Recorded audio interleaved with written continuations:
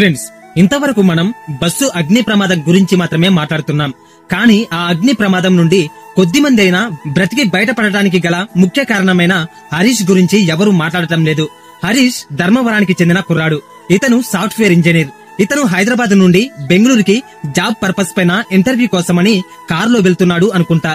సరిగ్గా రాత్రి 3 గంటల సమయంలో కర్నూలు దగ్గర ఇతడికి తగలబడిపోతున్న బస్సు, ఆ బస్సులో నుండి సహాయం చేయమని చిన్నపిల్లలు ఉన్నారని అరుస్తున్నటువంటి ఆర్ధనాదాలైతే వినిపిస్తున్నాయి. చుట్టూ ఉన్న ప్రజలు తమ మొబైల్లో వీడియోస్ తీయడంలోనే నిమగ్నమైపోయి ఉన్నారు. మేబీ కొంతమంది ఎమర్జెన్సీ నంబర్ కి కూడా కాల్ చేయడానికి ప్రయత్నిస్తున్నట్టున్నారు. కానీ ఒకరు కూడా ఆ మంటల దగ్గరికి వెళ్లి ఆ బస్సు గ్లాసులను పగలగొట్టే ప్రయత్నం అయితే చేయలేదు.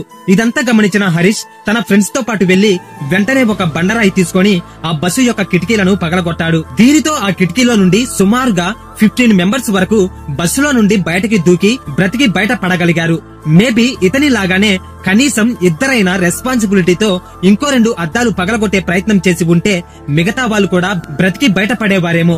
ఏది ఏమైనప్పటికీ ఇతను చేసిన ఇంత గొప్ప పనికి మనం ఏమి చేసినా అతని రుణము తీర్చుకోలేనిది. సో అతడు జాబ్ కోసం ట్రై చేస్తున్నట్టుగా తెలుస్తుంది.